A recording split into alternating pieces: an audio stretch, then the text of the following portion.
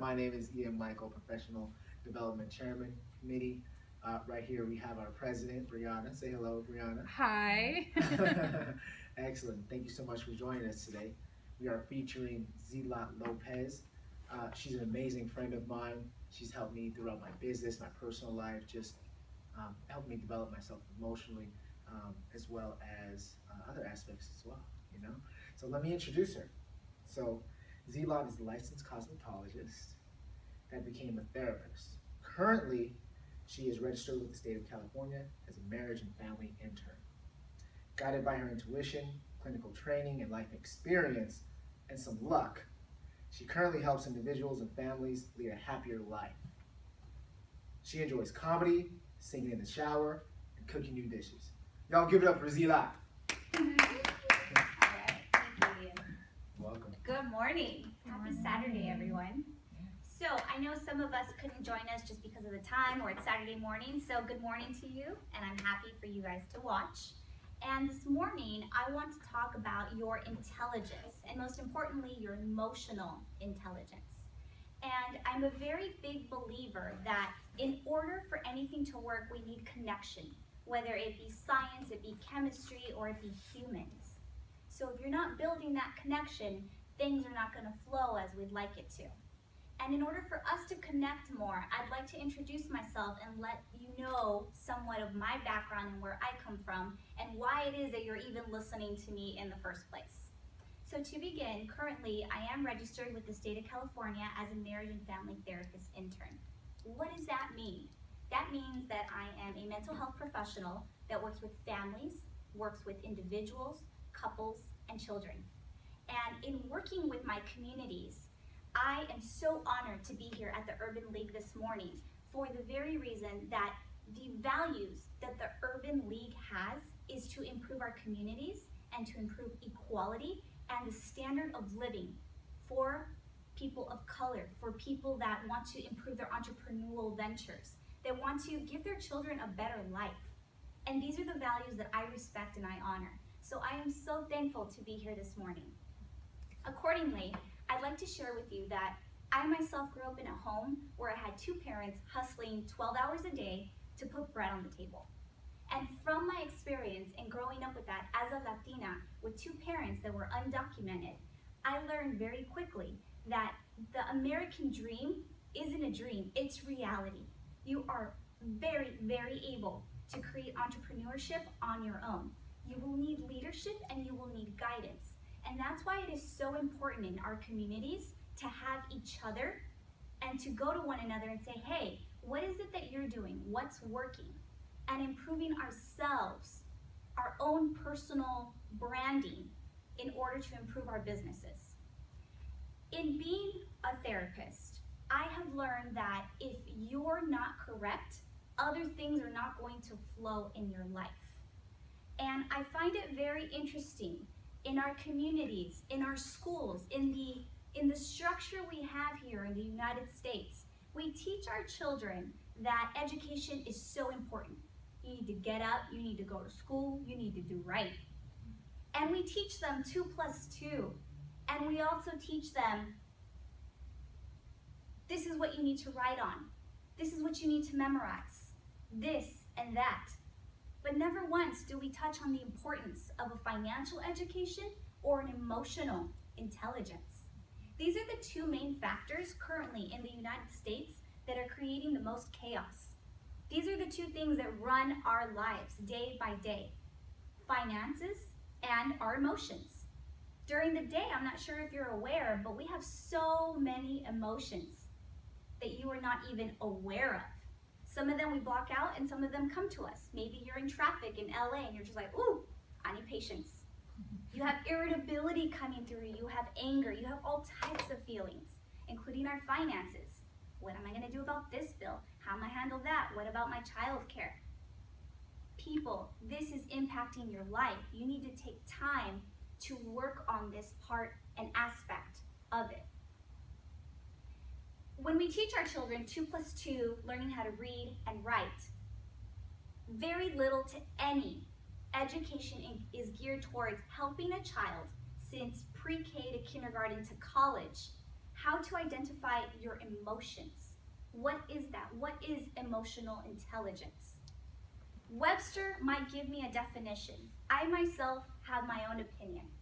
You might disagree, and honorably, that's okay. My definition is this.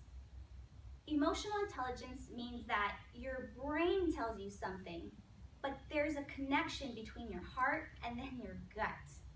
And your gut, most of the time, whether you want to listen to it or not, is telling you something so important. And you need to hear it, even past what your brain is telling you. My ancestors, I'm of Mexican descent, and the Aztecs used to think that the most important part of our body was here in the liver, that's where everything originated from. And I find it so interesting that it's very close to the area where we get those butterflies, when we have that intuition or when we meet somebody, or when we have that gut instinct to say, stay away, there's danger. It starts here, even through our feet, because our primary ancestors used our feet to run from the dinosaur or run back into the cave. Your body speaks volumes to your intuition, and I encourage you to listen to it. All these factors were taught to me in graduate school. I had to get past my grammar school, my high school, my college. I had to get to graduate school to learn these things. And it's so important to our children, and yet we don't teach it to them. So now here we are. We're here as professional adults that are entrepreneurs, and yet we're not even aware of what we are developed for our intuition or our emotions. We're in a predicament here as adults because we are aware this is important, but we don't know what to do about it. There's 3 different types of intelligence. There's much more, but these are the primary ones. The first type of intelligence is book smarts. It's what they teach us in school, right? It's reading, writing, 2 + 2. It's memorization more than anything. Can you regurgitate what it is the teacher is telling you, right? Okay. The second type of intelligence is that street smarts. What the books don't teach you. What you learn from life, right? It's what Jay-Z, it's the hard knock life, right? It's what the around the corner I learned, or what my cousin taught me, or what my mama taught me when I did not listen. That is so important as well. And we take those experiences and we store it away. It's there and we learn from it. But wait, there's more. There is a third. And I'd love to say that is one of the most important, and that's emotional intelligence. Emotional intelligence is what will tell us whether or not that business deal is the best for us. Is the person I am going to for this contract or this agreement the best person to do business with? Does their vision match mine? Does their hustle complement mine? Does their integrity match what it is I would like to put out into the world? This is what our emotional intelligence will teach us in any type of business. It does not matter what it is that your product is, your service, or what you're pitching to others. Many of us out there love to help people, and this is the best way to go about business. I'd like you as entrepreneurs to remember that people do not buy the product. People do not buy the service, they buy you. I'll repeat that. People buy you.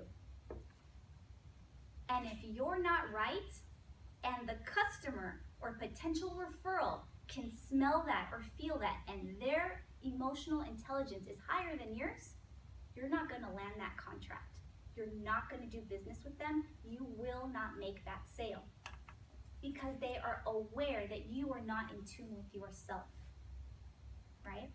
Being in tune with oneself, being in true presence is being authentic, and it's being authentic everywhere you go. There's this myth out there as entrepreneurs that there's this work-life, family-home balance, that I can have this great life where I'm an entrepreneur, I do my work hours, and then I go home and I have this great balance, and my wife's happy at home, and my children have all the time we need, or my friends, I can go out on the weekend. But that's a myth. That's not true. And I say that because it separates the person you are. You are your whole authentic self everywhere you go. And that if that is not the case, business will be impacted. You will see the sales go down. You will see what's going on here. Because if you're not happy in your home life, or you're not happy with your friendships, with your relationships, it's going to spill over into your business. And unless you're able to identify that and get help, reach out to others, find out what's going out or going in inside me, then you will be able to better your life in general. As well, if business is going well, other parts of your life will thrive. And this is why developing your emotional intelligence is so important. If you develop the ability to provide others with what it is that they need, but as well meeting your own needs, putting bread on the table, saving up for that trip you want to take that fulfills your soul, business will be booming because there's a mutual connection there with the need versus the want, right? And knowing that difference. As an entrepreneur, it's important for self-care. What is that? What is self-care? I remember that as a Latina, the first time I ever heard the word self-care was as well when I first started my job. I work for a nonprofit agency where I provide mental health services to families in the community that are just barely making it. They don't know maybe tomorrow if they're going to even have an apartment to live in, if they're going to have enough food. And my leaders were telling me about self-care, that as a mental health professional, it's really important because it prevents burnout. And I still didn't understand that word because in my community and in my home, in my world, that didn't exist. In communities of color, we understand that you sacrifice, that it's for the family. The family comes first. And I 100% from my heart understand that and I hear it. But I also know that as an entrepreneur, as somebody that wants to thrive in their full being, you need to fill the cup first. You cannot pour from an empty cup to other people. And sometimes we forget that. And it's being connected with your emotional intelligence and knowing, wait a minute, what is it that I need in this very moment? I'm booking appointments back to back to back to back because I'm a hustler, because I want to make those numbers, because I want it that bad. But at what cost? What are you trading? Are you trading your authenticity? Are you trading your true purpose? When you're in tune with your passion, but also what your purpose is, what your God-given gifts are, this is emotional intelligence. And it will not be a push. It will be a pull. It will just flow from you. It is the most beautiful thing when you feel flow inside yourself. It's a peace, not that you find, but that it truly, utterly goes everywhere with you. What is that? What is flow? It means that when you wake up in the morning and you're super tired and you know you are, you still get up in the morning and you are excited to go give your gifts to the world. Currently, right now, if you ask anyone you know or people on the street, or even if you look to your left and on your right on the freeways here in LA, people are miserable. They do not like what they do for a living, and that is a tragedy. That is truly a tragedy. And the most beautiful thing about entrepreneurs, especially in this room, is that you are already aware that you have a higher purpose than just clocking it from 9 to 5. I'll repeat that, you have a higher purpose. Now, the special mix, the secret sauce, is knowing what your passion is. Your passion doesn't necessarily match what you went to school for. It doesn't usually, actually, because same thing, we are taught to be successful, you go to college. Great, I get that, but it's knowing why are you doing what you're doing. Not just because mom and dad told you, become a nurse, become a doctor, become this, because it puts bread on the table. I love you and I want you to be secure as my child. But as a human being, as adults, we need to be aware of what our true passions are. If you are currently in the financial district, if you are currently in the medical field, but you don't feel that utter love and passion for what you do, you are doing yourself a disservice. You are slowly dying, little by little, and you will become resentful. And what does that look like? I'll tell you specifically with a great example. When I was purchasing my car, I was window shopping. I went to the car dealership, and I was just passing by, and I didn't plan on purchasing that day. I walked by someone's desk, and they offered to help me look around. And at the same time, I felt this resentment as I was speaking with them and having small conversation. Not big talk, small talk. And I'll tell you that difference in a moment. I had small talk with this man, and he was telling me about numbers and disc tires and things that were just of small matters. He was resentful because it was already 7 o'clock on a Sunday night, and he just wanted to go home. He didn't have to tell me, I felt it. So I kept walking. I think the first time, just kept walking. Then I had another gentleman approach me, and he started telling me about my mom, because my mom was with me. She went just window shopping with me, asked me about her, and telling her he had a beautiful daughter, and he had charm. But the most important thing that I heard from him is that he started telling me about his kids.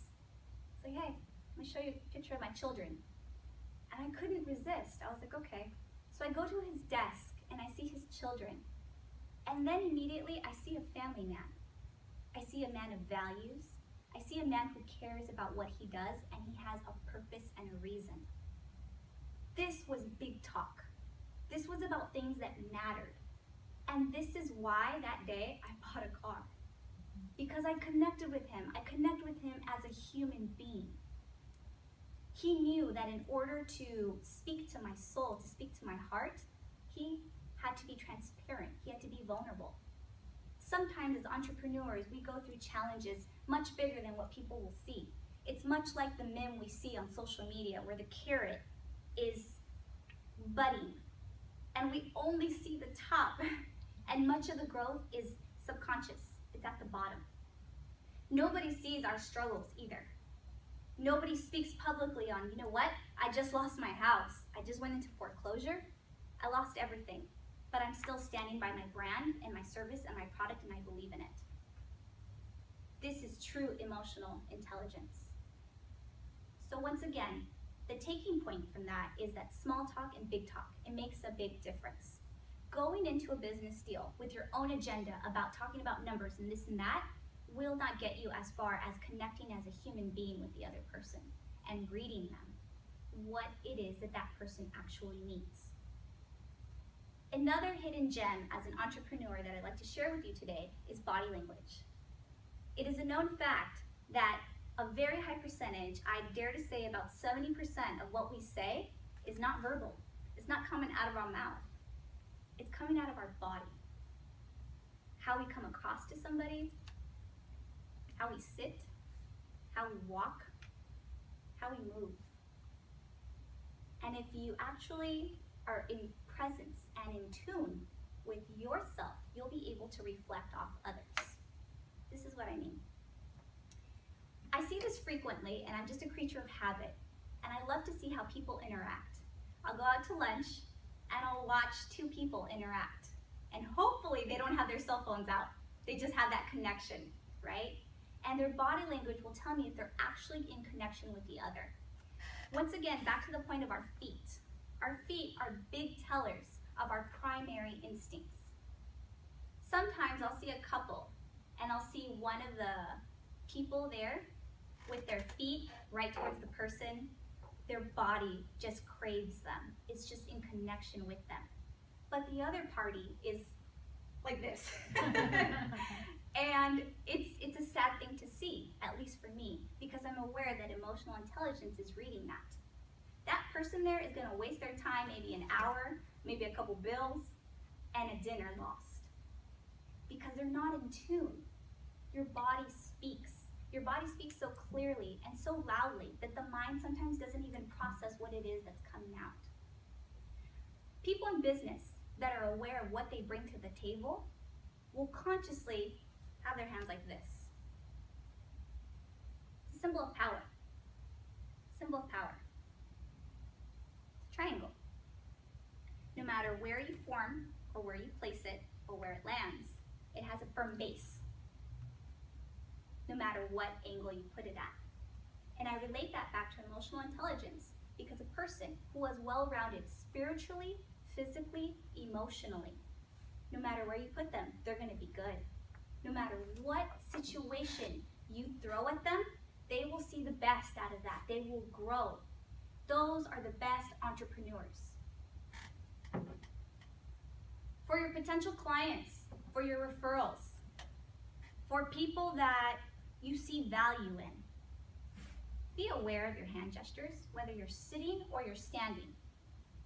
Frequently, if I go into a car dealership or if I go into a store for merchandise, some of the salesmen tend to do this. They'll walk around, they'll have their hands behind their back. Why are you hiding your hands?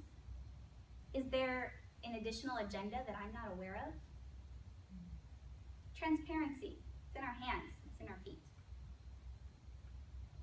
The eyes will also tell you a lot. But I want to go more towards what's coming out of the mouth versus what's processing.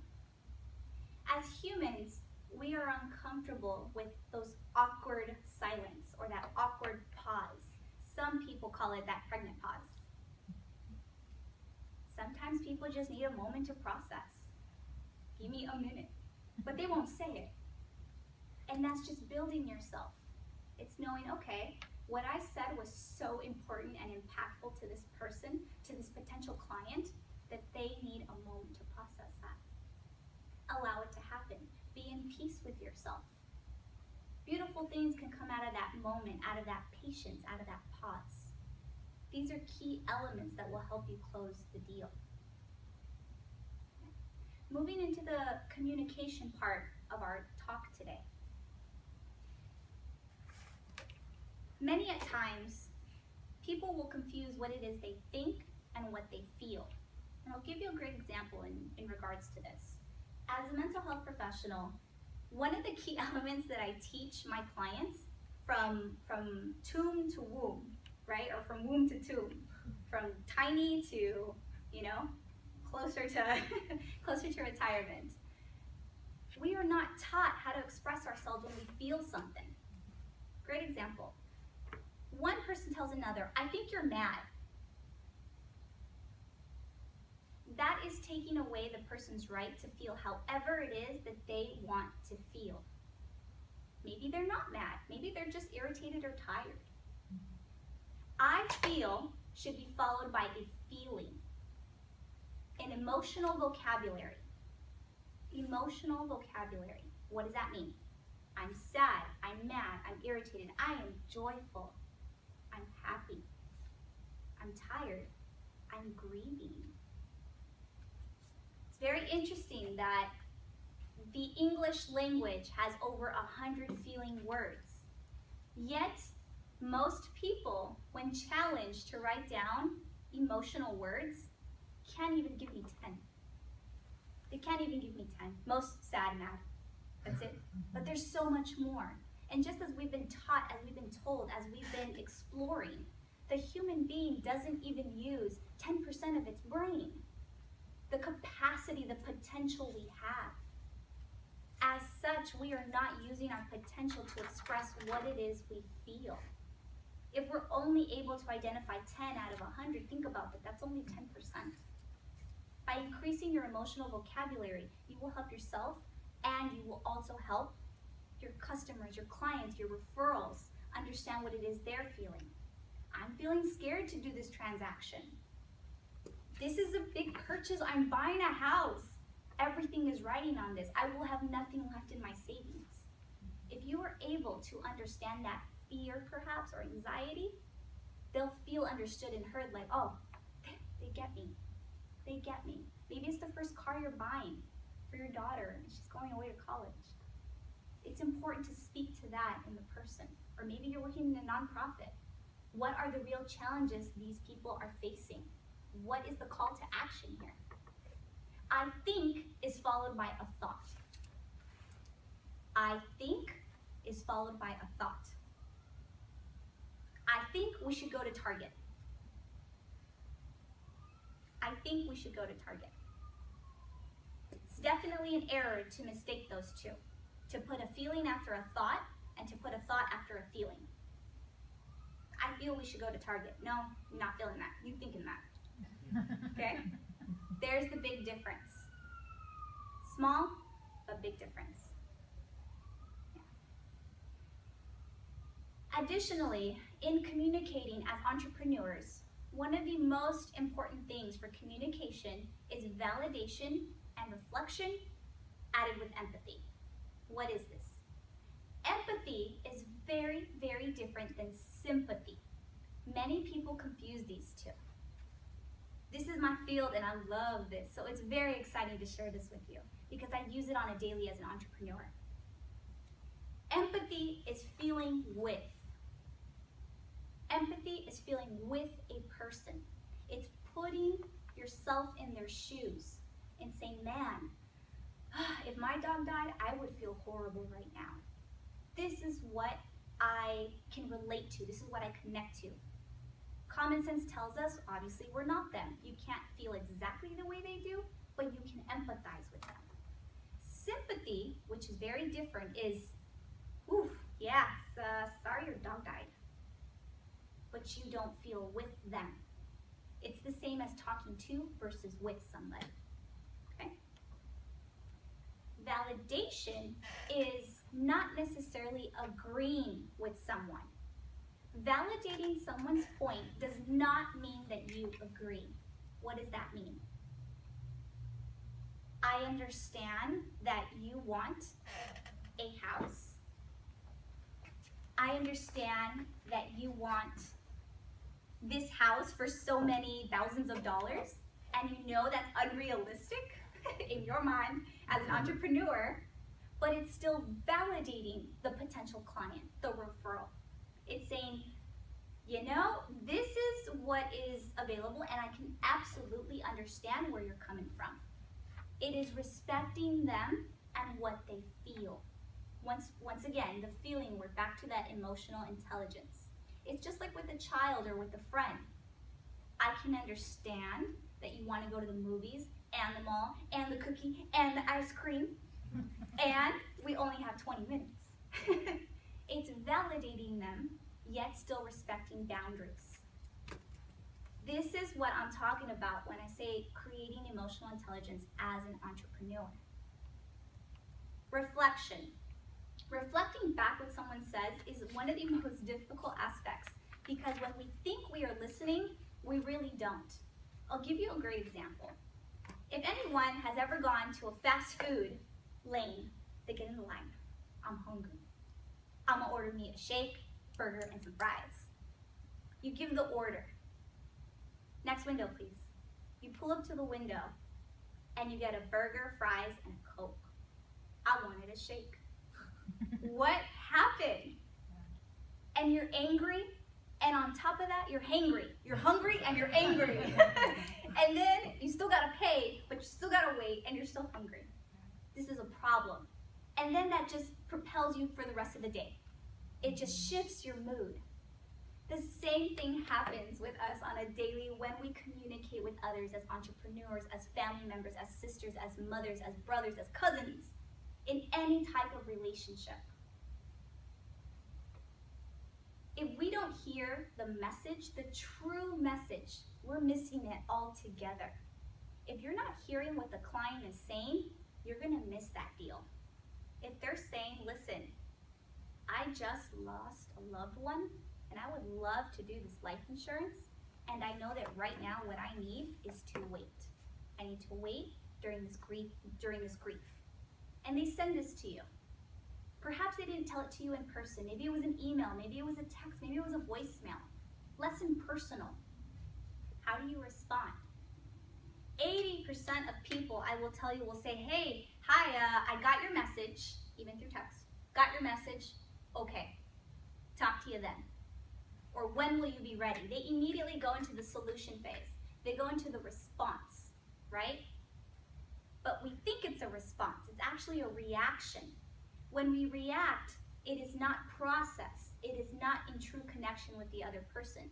When we respond, we actually validate the person. What does that sound like? Hi, Mary. I got your call, text, email, or you're in front of them. I'm so sorry to hear about your loss. Could you tell me more about them so I know how important they were to you and I can get to know you a little bit better? If that's okay with you, if you're comfortable. And when you're ready, we'll talk about whatever it is we need to talk about. Because you're speaking to their true nature, you're speaking to the actual feelings that are in the room, and they will respect you more for that. Because first and foremost, you are a human being, and you are responding to them versus reacting. So I know this is hitting you guys, because I'm seeing a lot of head nods and yep. And this is a daily struggle. This is something that I myself have to remind, okay, Z, are you trying to problem solve here, or are you really trying to empathize with them? Are you trying to connect with them? Most of the time, even I venture to say that in genders, there's a big difference, the way we communicate. Here's something to take in consideration as well when you're working in business with different genders. Women, we love to talk. No surprise there, right? No shocker. Women like to talk, we like to connect, like, girl, what's your nail color? Tell me, where'd you get it? Where'd you get your shoes, right? We like to connect first. Men connect as well, and men connect differently. Men move differently, they flow. The same, but different. Men like to get to the point. They are men of business, they are men of accountability, they got things to do. So they definitely connect differently. In doing business, when there's different genders, please take this in consideration, because it will make the difference. If you are a male trying to provide a service or a product to a female, understand they like to connect and chat. Ask them about anything that is of interest to them. But make sure it's coming from an authentic place. Don't just ask to ask. Ask because you are naturally and authentically curious about it. Women, when you are working with men, be intentional with what it is you want to say and where you're going with it. Men like to have those roadmaps. Where are we going? Where is this going? Otherwise, they might accidentally hang up on you. Or they might, have to go to the bathroom. They will disconnect from you quick. So tell them at the very beginning where we're going with this. Hey, listen, I know your wife, she needs a washer and dryer. Let me tell you the two options we have. Let me know what you think and what you feel. And go. That is so important to understand as an entrepreneur. Now, there are always exceptions, but for the most part, it's understanding what that person needs. As an entrepreneur that is also a human being and has different relationships in their lives, understanding where it is you sit with others is probably at the top of your game and at your list as an entrepreneur with emotional intelligence. Why? The biggest commodity, and I'd love to say that the most important piece of you as an entrepreneur, is other people. We are only as valuable as our community. We are only as valuable as the connections we have with others. Value that over money, and that will get you much further. Money, at the end of the day, cannot provide you with health, cannot provide you with love. This has been true time and time again. People are what's important. Sadly, in this society, we are loving things and using people. Use your emotional intelligence to change that. Because once you do, your life will change. And in wrapping up today, I do want to leave you guys with this. My work is not only as a mental health professional or a licensed cosmetologist doing weaves and haircuts and all kinds of fun things, but it's providing value to other people. I wake up every day, and yes, I am tired, but I love what I do. When people ask, do you like it? I say, absolutely not. I don't like what I do. I love what I do. because I am at a place where my passion has acknowledged my purpose. The two have met. And I encourage you to make that connection, because until you do, you're going to be a ship in the ocean that has no direction. Find your own inner compass. I thank you for your time, and if you guys have any additional questions or any need or any want for coaching services with me, please let me know. Thank you.